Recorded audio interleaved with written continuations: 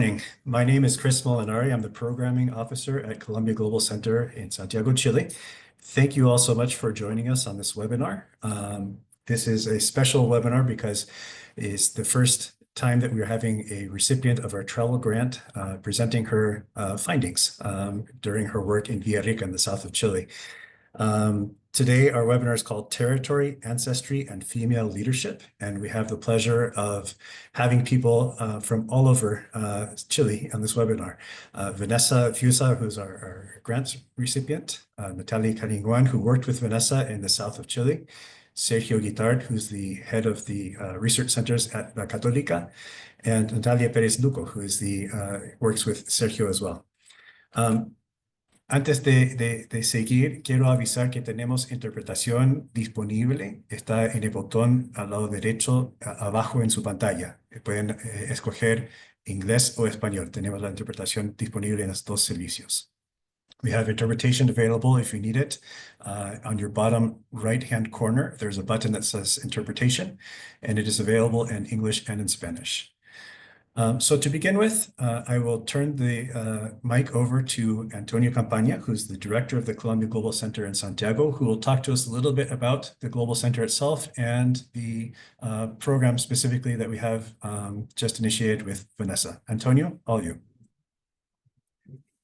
Thanks, Chris. Well, good morning to everybody. Welcome to the Columbia Global Center in Santiago. Thanks for Natalia Caniguan, Natalia Perez Luco, Sergio for attending today. My name is Antonio Campaña. I'm the director of the Columbia Global Center in Santiago. And before I begin, I would like also to introduce you to the staff of the center. Carla Magri, Development and Communications Officer, Vivi Fosk, Senior Manager of Finance and Administration, and Chris Molinari, Programming Officer. The Columbia Global Center in Santiago is one of 11 centers worldwide that serves as Columbia University's physical and intellectual gateway to the world. The Santiago Center is committed to sharing Columbia's outstanding scholarship, expertise, and resources to address global challenges and encourage intellectual discussions worldwide. Over the years, the center has established itself as an intellectual bridge among academic communities. It fosters knowledge and sharing and supports research projects on important global and local public policy topics. The Santiago Center has organized over 300 public activities for the past 5 years to address emerging issues and challenges through a multidisciplinary approach.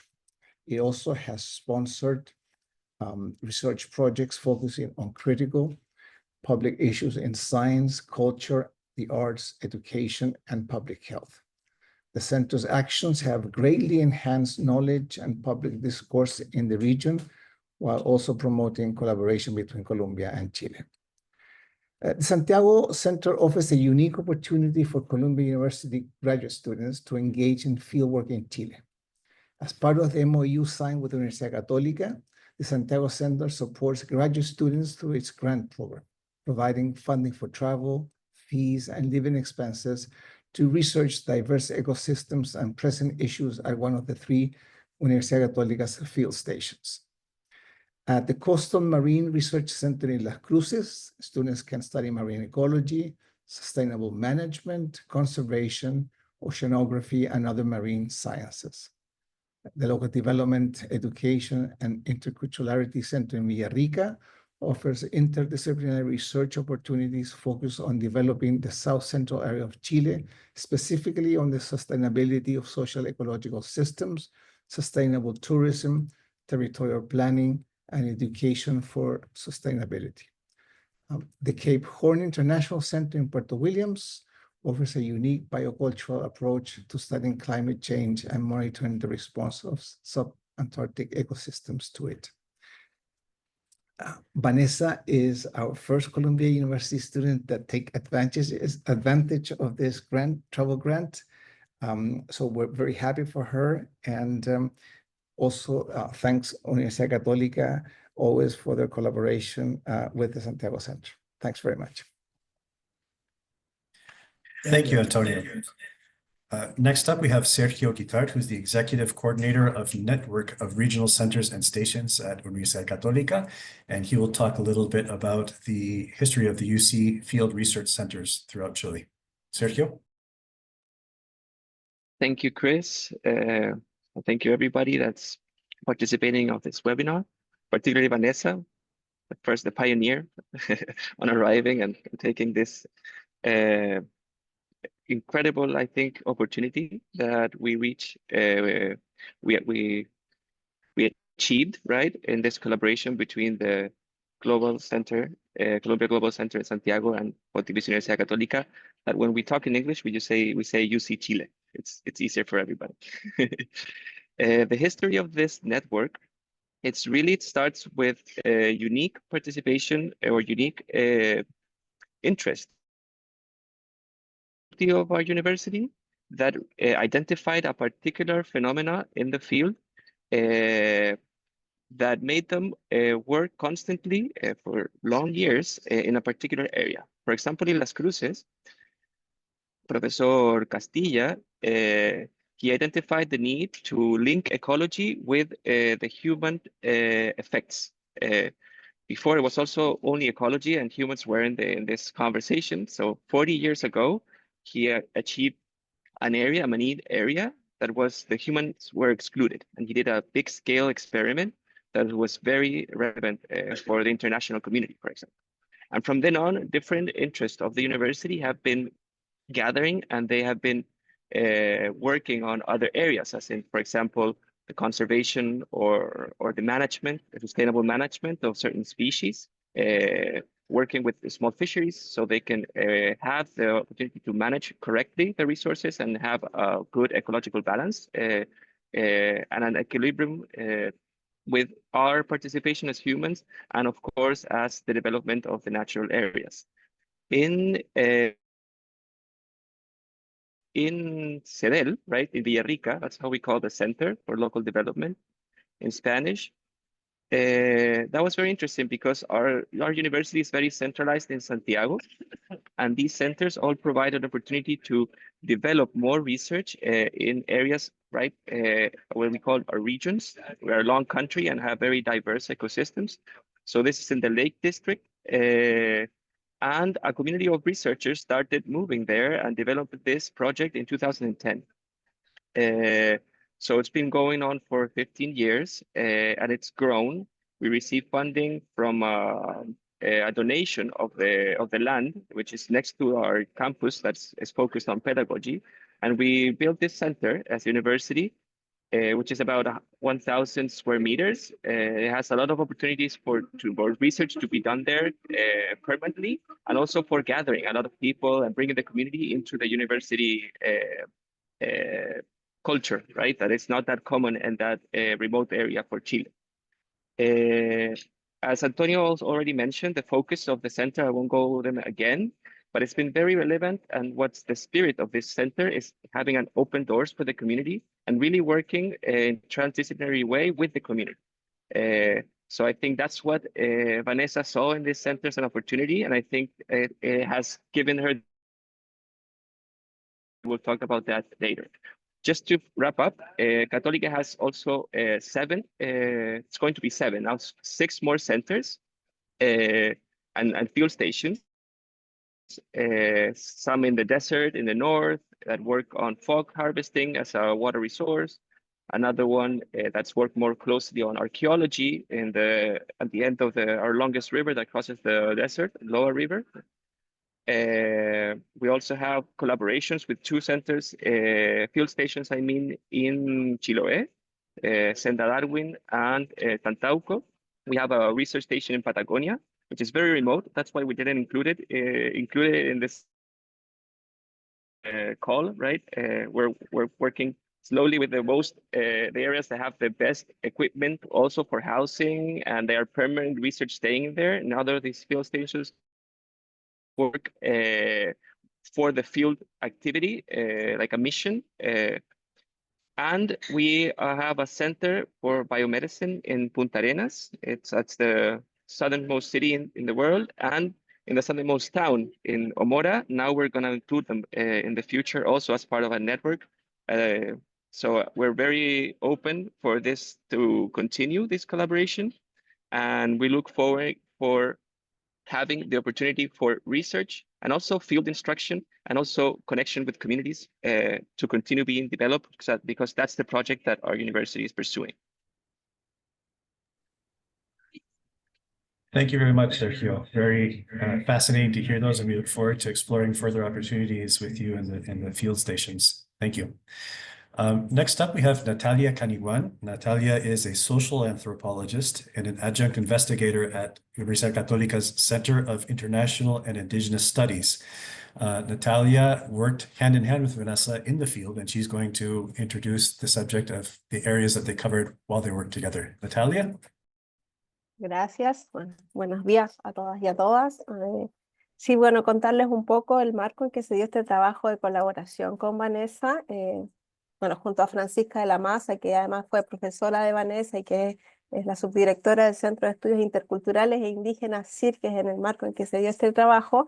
Estábamos desarrollando, por una parte, un proyecto de investigación, un proyecto FONDESIR respecto a la irrupción del turismo en ciertos territorios, y también teníamos un acuerdo de colaboración y de trabajo con la comunidad mapuche Julián Collinao del territorio de Pucón, quienes nos habían solicitado en un acuerdo, además por un trabajo de larga data que se lleva, confianzas ahí comprometidas, la posibilidad de hacer un informe antropológico referido a problemas que ellos están teniendo con sus tierras porque está la presión inmobiliaria y si están llegando grandes o ya se han instalado grandes latifundistas o de estos inmobiliarias dentro de su territorio y ellos necesitan entonces, por lo tanto, un informe que les permita llevar a cabo sus demandas y solicitudes al Estado de Chile para evitar que esta situación se siga produciendo por todas las consecuencias que tiene para ellos en el campo, en el tema medioambiental, cultural, social y por supuesto la pérdida de tierra y que, bueno, sin duda Vanessa lo va a explicar con mayor detalle. Entonces, lo interesante es que teníamos este acuerdo de trabajo colaborativo con la comunidad Julián Collinao y Vanessa tenía el interés también de trabajar en territorio mapuche, por lo tanto ahí buscamos hacer una comunión, un nexo de los intereses tanto de los proyectos de investigaciones que llevábamos, de la necesidad de la comunidad y del interés de Vanessa también y sus áreas de trabajo de manera de poder hacer dialogar estos distintos intereses y sentidos que habían para que fueran insumos para el desarrollo del territorio.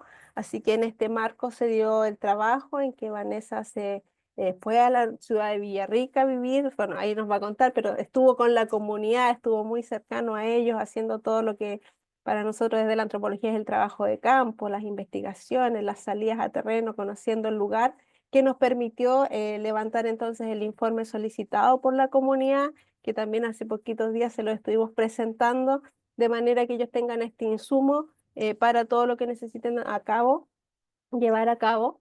Y esto también es súper importante porque finalmente tiene que ver con cómo la academia, cómo los conocimientos desde las instituciones están al servicio de las comunidades y tienen el foco de ayudar las necesidades reales de los territorios, ser un aporte, ser una herramienta para lo que ellos requieren, porque sabemos que las desigualdades no les permiten muchas veces acceder a este tipo de trabajo. En cambio, aquí con la colaboración es posible entonces que desde la universidad se generen estos insumos para que ellos puedan llevar a cabo sus demandas, reivindicaciones y por supuesto la puesta en ejercicio de todos sus derechos en tanto colectivo, en tanto pueblo indígena que habita el territorio de Chile. Así que para nosotros muy interesante esta colaboración que se pudo dar, fue muy interesante poder estar con Vanessa, si bien estuvimos virtualmente más que presencialmente por distintas razones, pero fue sin duda un trabajo en equipo, un trabajo muy interesante y que yo creo que a todos nos nutrió, nos ayudó y nos formó aún más, porque en estos procesos uno siempre está aprendiendo, así como también está entregando apoyos y demás. Así que eso, muchas gracias por también esta posibilidad y ahí para que Vanessa presente su trabajo. Muchas gracias, Natalia. Thank you so much. Last but certainly not least, we are going to turn the mic over to Vanessa Fiuza. As I mentioned before, Vanessa is our first recipient of the Santiago Center's research grant. And she traveled to the city of Villarrica, where she did her research and the surrounding areas. Vanessa is a Master's of Human Rights at Columbia's Institute for the Study of Human Rights. And she's going to talk about the research that she carried out, as well as the experience that she had in Villarrica. Vanessa, all yours. Good morning, everyone. So first of all, today is my last day of my experience, and I'm also returning to New York tonight. So with everything that I experienced, I had to say firsthand that I I might get a bit emotional because it was just amazing. So yeah, just giving some spoilers, I might get a bit emotional, but it's just how pressure it was. I was practicing more my Spanish in these 3 months, and it's funny because now I feel I'm losing my English. I'm thinking more in Spanish, so maybe I'm gonna deliver in 3 languages this presentation. So a little bit of patience on me. This first slide is the stunning Villarrica volcano, which I was lucky to have this also as my view from my apartment that Columbia gave to me. And okay, let's move ahead a little bit. Okay, so on today's agenda, the topics that I will cover, a bit of my research. I will present the Julián Collinao Mapuche community, the team, the research team, and then I will move forward with our informing anthropological. So the anthropological report that we generated in terms of like the research that we developed. So I will divide this in 3 special areas: territory, ancestry, and female leadership. And by the end, I will bring an important call to action and how everyone that is joining us today can contribute somehow to the development of the community and, of course, protection of the environment. So as a way to break the ice, I only have 20 minutes, but I think that I should be fine. We have 2 pictures here, one of myself, amazed, in front of the Villarrica Lake. And another one is the Laguna León in Relicura, Pucón, which is part of the Título Mercê, which I will give further details. But I want to invite you all to take a look in this first picture of the Laguna León Laguna, and try to identify, just in this tiny part of the picture, how many elements can you see? So what you can write it down or just think, how many elements do we have in this first picture? In terms of nature, what can you see from this tiny picture?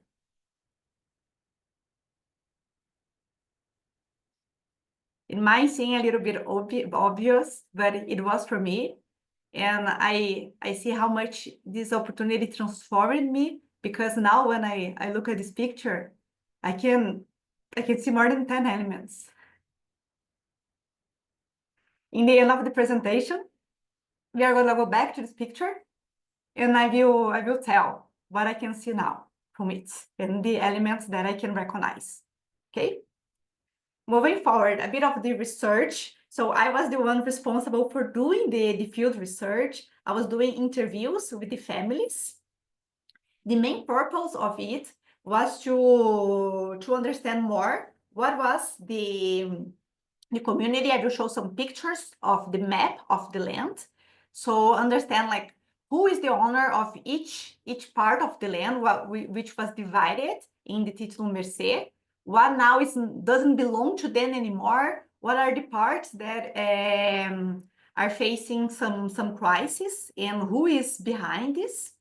And of course, what I could like bring and And I want to say thank you, especially to Natalia and Professor Francisca de la Maza, who were very open to it. What I could contribute is that I added gender lens and ecofeminist theory, and I can give more details. Feel free to ask me questions about that, especially when we talk about nature. It's very important that we work with the intersection between gender, environment, and of course, how this affects communities and populations that are defined by society as vulnerable. Once again, defined by society. It's not that they are vulnerable because it's in their nature. No, it's how society perceives them. So I interviewed nine people, actually a little bit more because it was like 9 families. Each interview was around 1 hour. So this is the but I use it to record, but I also use my phone. I also use my tablet. After doing the in-person interview, we transcript. And thank you a lot, Natalia, for that. But it was discussed. All the interviews were in Spanish, but it was amazing. They were very patient with me, and I think that it started like to show me how collaborative this work was, because Spanish is not my first language. I speak Portuguese. Of course, I can understand more than other languages, but they were very patient with me in terms of if I don't understand something or going more slowly. And I think this was great because me coming also from a place of vulnerability, we could connect it like more deeply, and it was amazing. Another thing that I would like to put into account is that my background is psychology. I am a psychologist, and my specialization is with women. Now I'm a master's student in Collinao University, studying human rights, because I wanted to have also this view, and of course how human rights affect our mental health and how this is also intertwined. And so it was very good for me to access this psychology part of my background, because some of the interview regarding very emotional details, some people cried, and I was grateful that I was able to have the skills to assess and to support. So it was good to see my psychology side also in action. But of course, all of this is because they were open also they trusted me to do that. And I can give more details later. Please ask me questions if I only have 20 minutes, but okay. So after that, we prepared a report, which is here, around 40 pages, and represented that in January 11 to the community. And now we are going to adapt to what they requested, and a final version is on its way. I see now that one of our collaborators, let me just move very quickly, Rafael, which is right next to me, he's here. He's one of the lawyers of the family. I see that also Alejandra is here, so bienvenidos. And I want to point out the lawyer Rafael very quickly in terms of the research, because in one of the families, most of the interviews I did alone, but Damian, which is also here, and is a member of the Mapuche community, Julián, Collinao, and the lawyer, they accompany me in some of the interviews. And it was very interesting because one of the families, the woman, she carried in, how can I explain that? It was a bit challenging to understand because her pronunciation and of the Spanish, and it was very connected to the Mapuche language. So it was a bit challenging to understand and required like a lot of effort, yes, and like sensitivity to better understand that. And in the end, Rafael he was there, he's supporting the family. He also made some important notes. And one consideration that he did is, okay, so if now we are having some difficulties to understand, imagine how it was calling back the ancestors, how it was like years ago, like long years ago, where they would not speak Spanish, and some people would take advantage of that. And how like language can become a barrier. And in terms of preserving the environment, we have to take that in account. And in terms of human rights, how easy when we face language barriers, it's easy to put them as the othering, you know, like they are others. They don't speak Spanish. They are like, they don't really belong. Therefore, it's easy to exploit. And how important it is that we have Rafael, we have Alejandra, which is also a women leader of the community, and she's also a lawyer. How it's important that they have people supporting that understand their specific needs and also their specific knowledge that we don't have. So here, the research team, we also have Natalia that is here with us, and Professor Francisca de la Maza. And this picture was taken in our presentation day in the community. Talking a little bit of the territory. So it is divided between 61 families. One of my work, and Alejandra helped me a lot with that, was open the map and to understand like each loteo, which we call, which part, which family was the owner, who was the first owners, who, if like the ancestors, they still have the land or not, who is now the owner of the land. And the result of our research was to identify what we call pérdida, also like the loss of the territory, and how important it was that we have like now oral accounts, and how important it is because it is also in terms of memory. And this is something that can be taken away, because as next generations come forward, we lose a bit of like the memory of the territory.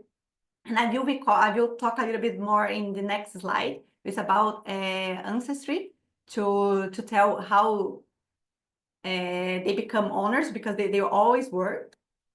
And it's important, the informed anthropological that we did, because now when they want to claim their lands, they have also these documents to show that, okay, we went there, we calculated the pérdida, we identified the community. So how important it is that our research can be an element of support for them. So ancestry. The first owner of this land is called Julián Collinao, which is named after the community. And the second generation, so he was the father of Julián Collinao. And Julián Collinao was a person who, and it's very beautiful how they describe him.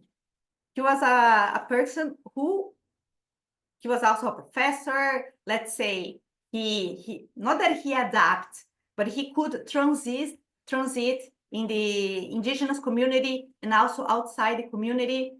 And he was the one who put to legal procedures, like, okay, this is our land, and let's ratify that. So it's thanks to Julián Collinao that now they legally have their lands, which, like, for example, if we think like, okay, my grandfather used to have this land, so then it was for my father, and now it's to me. It's something very usual.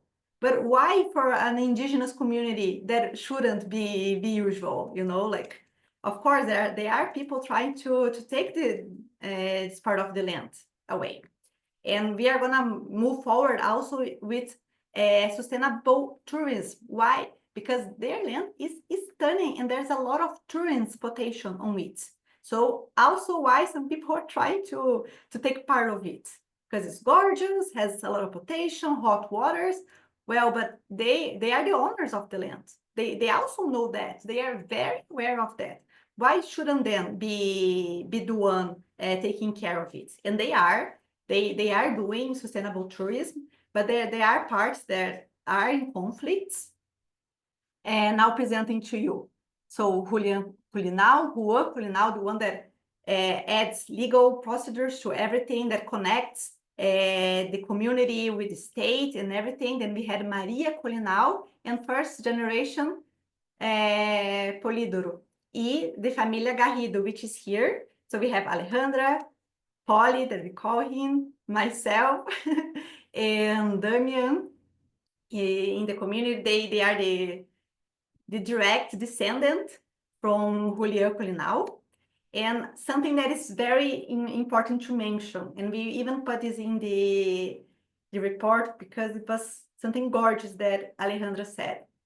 They are the protectors of the environment because they are the connection of the ancestry to nowadays. They are the ones who carry in memory that they learn from the ancestry, like which position of the tree and the organization of the nature tells us that that place is holy. So the sites of cultural and environmental significance, they are the ones who have this knowledge.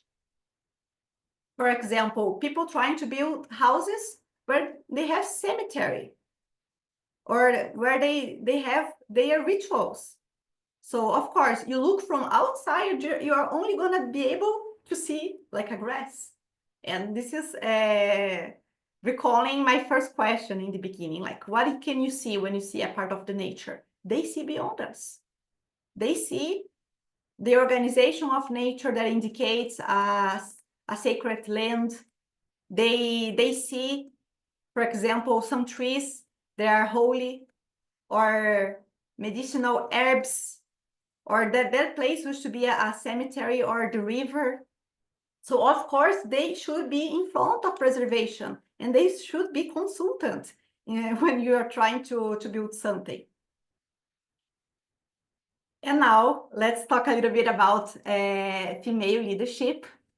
We have this picture of Alejandra, but first I'm gonna talk about a direct translation from the report, which is not from this first part, is not from Alejandra. It's for a woman who is not identified here.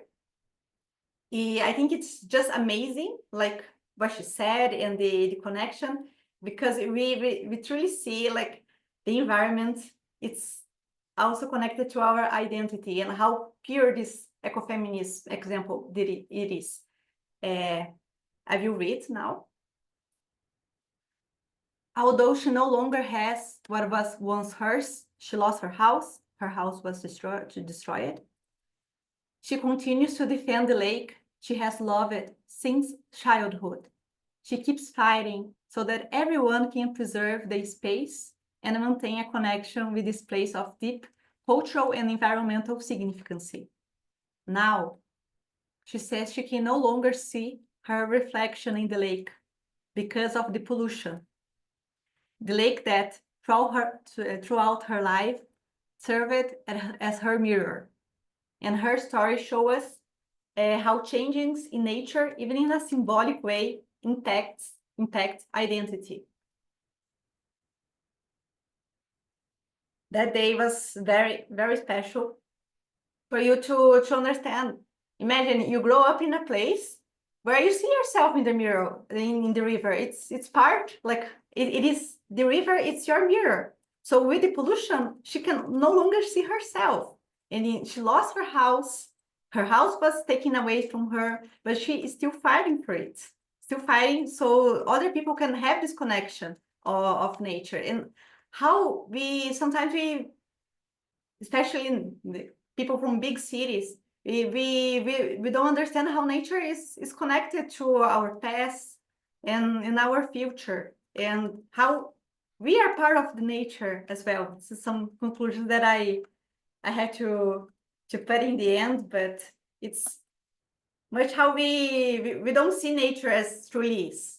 And now it's impacting her identity because she saw herself in the nature. And now there's pollution in the water, she can no longer see herself, but she's still fighting for it. And then now we have the example of Alejandra, who she's a lawyer and she defends the community. I will also read. She shares that despite the challenges in the territory, the usurpations, injustice, and the constant need to remain vigilant to protect their rights, she believes that her family and her are truly guardians of the land and the nature. And it is a deep view. We were walking throughout the Laguna, and they were checking, okay, so we have some basuras, we have some like trash, let's take away. Okay, some people remove that place. Let's correct this. So how they are protecting, so the land remains, the environment remains protected. And some reflections that I have, and all of this is from the report. So I transcribed it because our report is in Spanish. So some reflections of the female leadership and how it is common to think that leadership is power, something that everyone desires, something very like individual, but rarely do we reflect on how it means to the world considers vulnerable, such as women and indigenous women. They have to be leaders because they carry specific, very like specific knowledge that we don't have. And they are the ones that should be in front of the protection. Therefore, we should listen to them. So for them, leadership is not just a tool, it's a necessity to safeguard what is theirs and to defend their culture. So in this way, you see how their leadership is sustainable because it's collaborative. It's not like only one leader who will define all the rules. No, it's in groups, and they do it in multiple ways. So as advocates, lawyers, community leaders, defenders of the Leon Lagoon, storytellers of the community, guardians of the culture, it means that even in the face of police repression, continues to fight for their land. So right now, at the moment, we have the leader of the Mapuche community, which is Ruth Garrido, and she's also the president of the Mapuche Territorial Council of Pucón. We have also Griselda, she is the president of the Neighborhood Association of Relicura. And yes, another part that even in the face of loss, constant respect, they fight for it, they do not give up. Their leadership emerges from adversity, resilience, but it's not selfish or ambitious leadership associated with power, but it's collaborative. And like I said, they're keeping their connection to nature alive. It's a sustainable form of leadership, a form of leadership that we all should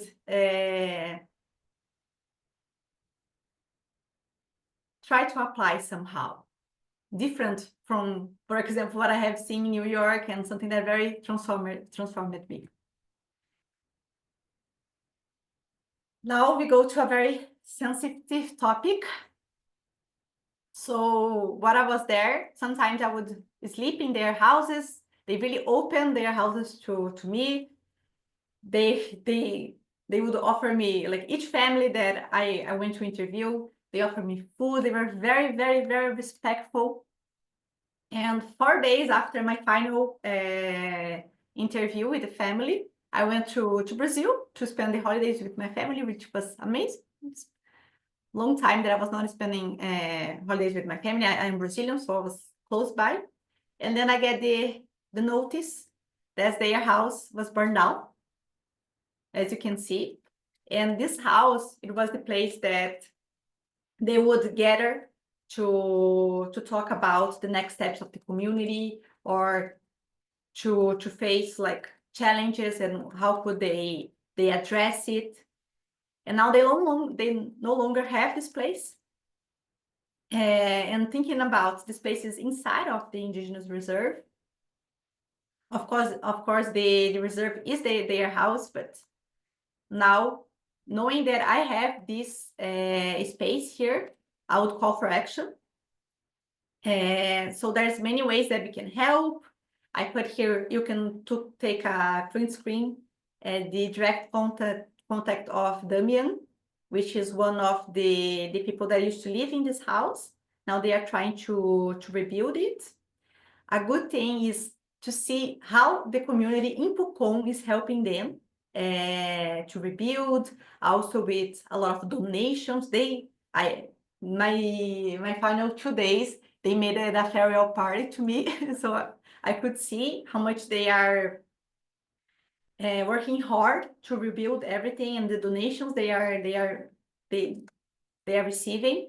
But you know, like, if we have the possibility to help, why not? Especially because I know there are people watching me from New York City. So I would urge to talk to Damian, to listen to them and see how you could support. There's a lot of things that I wasn't able to show you. For example, more pictures of the community or some places, because they asked me to not show, because of course it's holy for them, and it is for us, of course. But it just it's a heartbreaking situation to see like part of their lands being destroyed like this, and they are working hard to rebuild. So now that you know everything that you know, why not? Like, if you have the possibility and if you can do something, perhaps share something. I'm returning to New York tonight, and I'm gonna see if, for example, the university could share what we could do. No, unfortunately, I cannot promise anything, but I will use my leadership, you know, to see what we can do, and recalling that leadership is something collaborative. You know, we shouldn't see something that we are distant from. If we want to fight for something, if we want to bring a case into like awareness or to display, this is part of leadership. We all have this on us. So why don't use our leadership, our places that we occupied, our social medias, like our community, to do a change? And of course, there's a lot of things that we could do to help the world. And here's a possibility. Before we go to our questions, I forgot to present them, but this is the Comunidad Mapuche Julián Collinao. So we had Ruth here, she's the president. We have Renato. I think you can see this, like my pointer, right? We have Alejandra.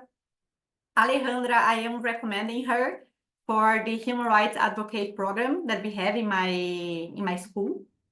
And this is also me performing my leadership, but also being a bridge of connections. I know this, I know it's possible. I know we have a lot of human rights defenders that my program founds, and I think Alejandra is a good profile for it, and I am recommending her. So people from my program that are watching us, this is my recommendation to Alejandra for the amazing work that she's doing for the community. Her leading in sustainable ways, protection of the environment and the Mapuche community. We have here also Damian, that is the one that if you want to help the community should talk to him. We have 2 members of the community which I interview, and behind we have Polidoro. Finally, this picture. Knowing that they carry this knowledge, this ancestry knowledge of sites that are holy. Trees, they are medicinal. They are holy as well. We have here the volcano, Vila Rica volcano, which they call the house of the spirits.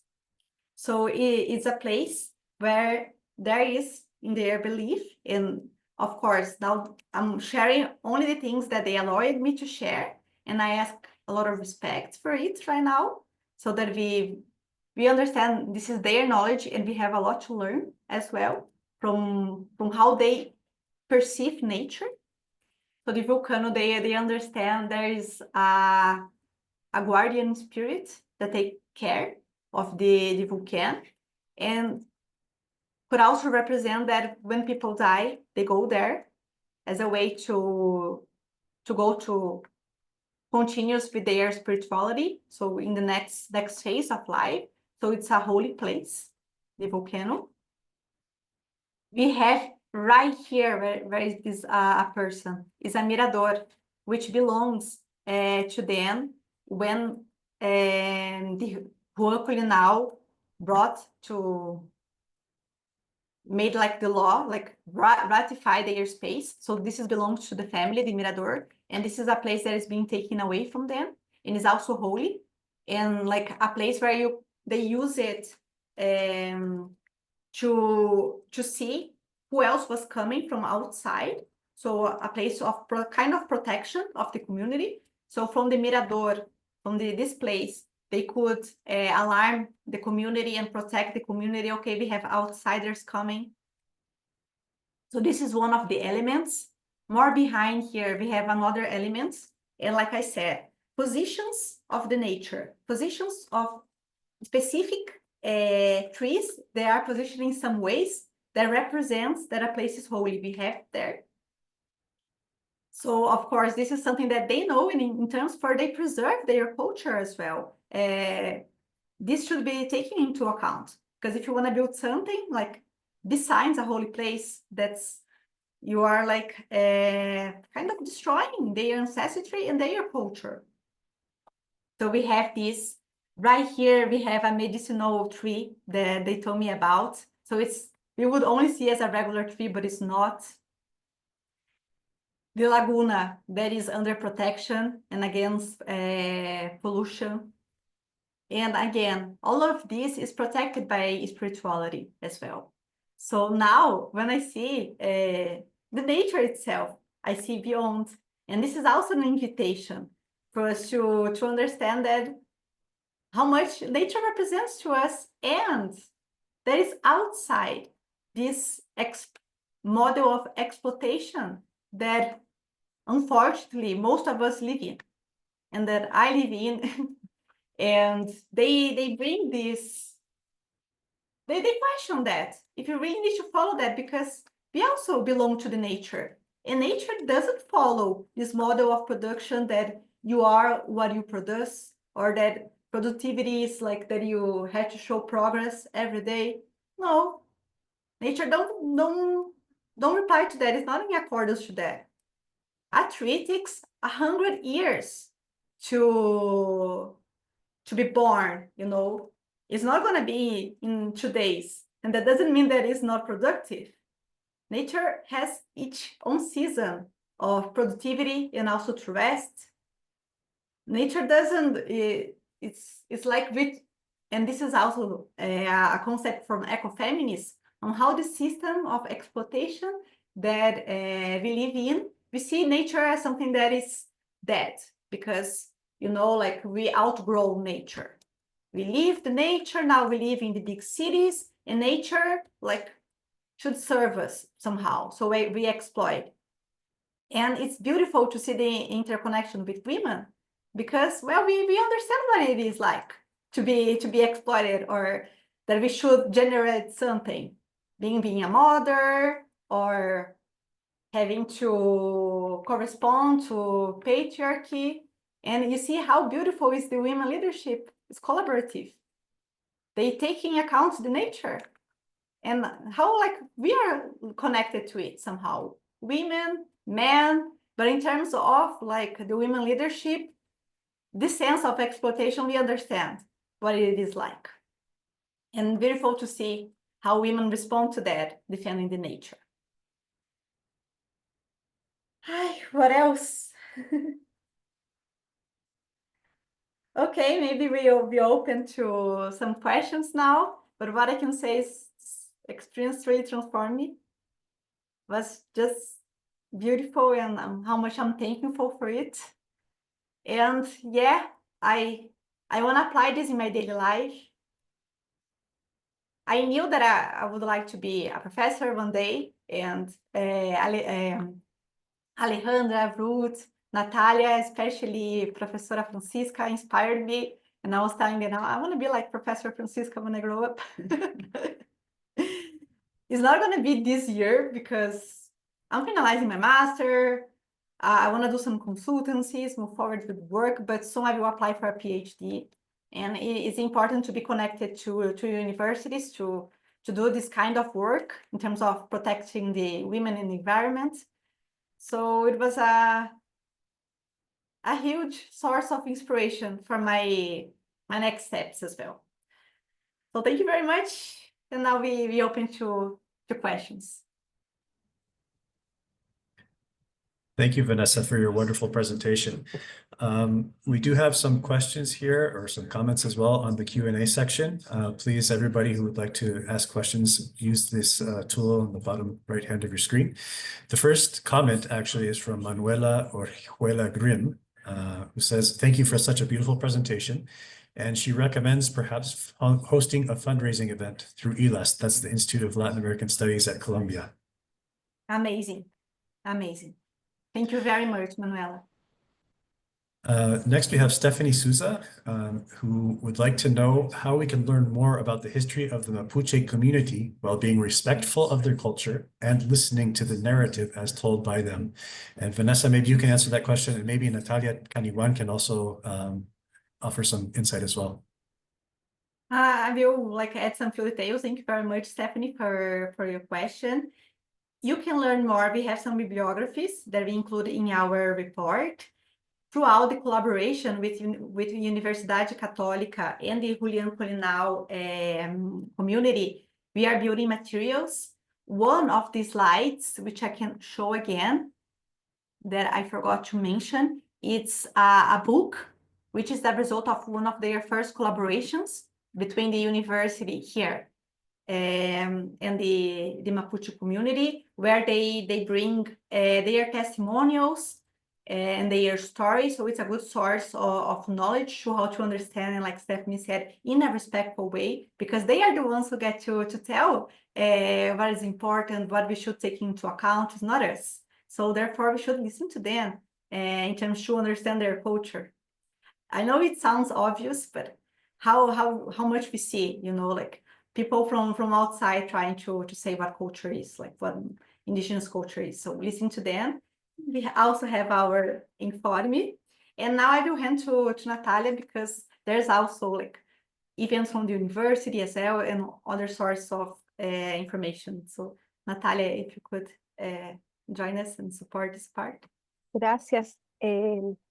Sí, a ver, bueno, material y trabajo sobre los pueblos indígenas en Chile, yo creo que hay bastante. Yo siempre recomiendo, quizás como para un primer acercamiento y para entender, por ejemplo, estos procesos que explicaba Vanessa de las tierras, que son bastante complejos, los procesos de despojo que se vivieron, a José Bengoa, tiene un libro que se llama Historia del Pueblo Mapuche, que inclusive a Vanessa le dijimos que se lo leyera antes de que viajase, como para tener este primer acercamiento.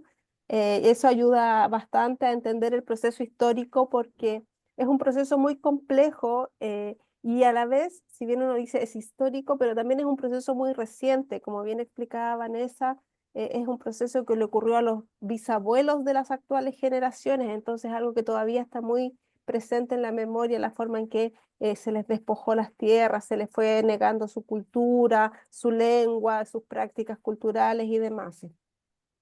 También, como bien decía Vanessa, bueno, en el caso de Pucón, ellos escribieron su historia al territorio, así que también esos son materiales que se pueden ir mirando. Y yo creo que es importante, más allá de también todo lo que uno lee, cuando se tiene la posibilidad de conocer a las comunidades, de compartir con ellos, ir con una disposición de escuchar, de no creer que porque uno leyó un libro ya los conoce, sino que ir muy abiertos de mente.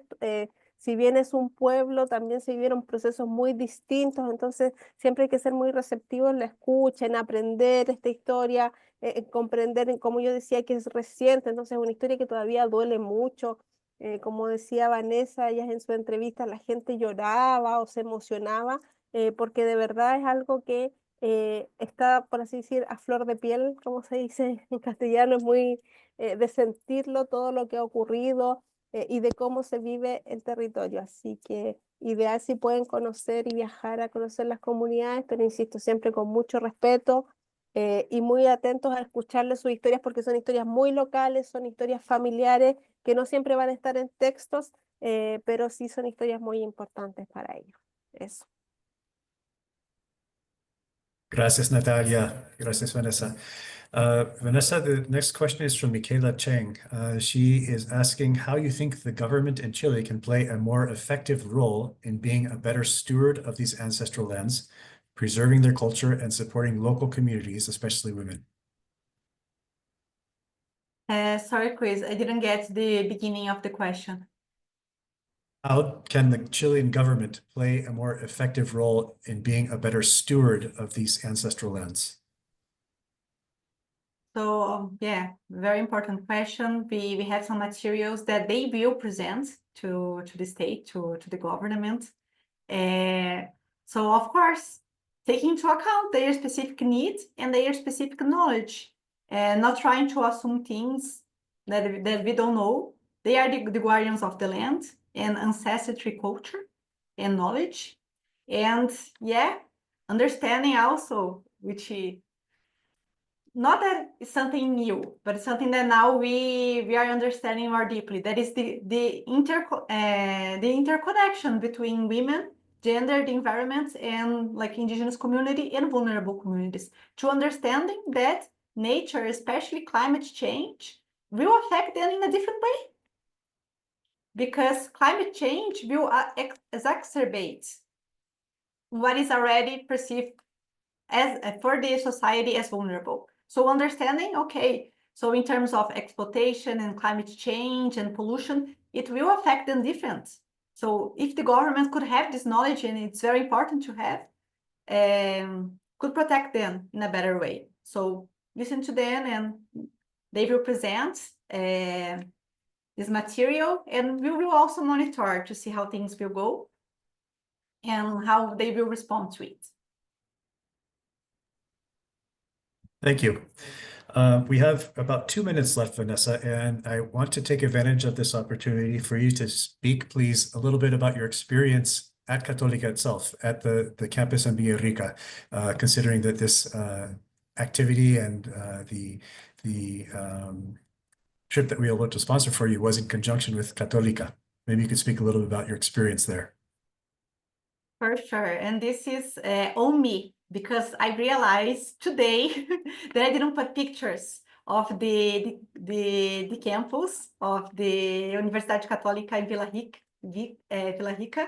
I don't know, Carla, if maybe we could like do another post, and for example, for me to tell more my experience and show more pictures, because there is a lot. The campus is just gorgeous. And it's built in a sustainable way, so it's amazing. My collaboration with the university was very good. I was the first one to come, and I saw that everyone was trying like to help me out with that. So when I was not at Relicura in the community, I was working inside of the campus. So I had a table for myself where I would do my research. I also had like a space to carry some meetings, some interviews I did inside of the campus. I had a student from the Universidade Católica chamada Consuelo. Já estou pensando.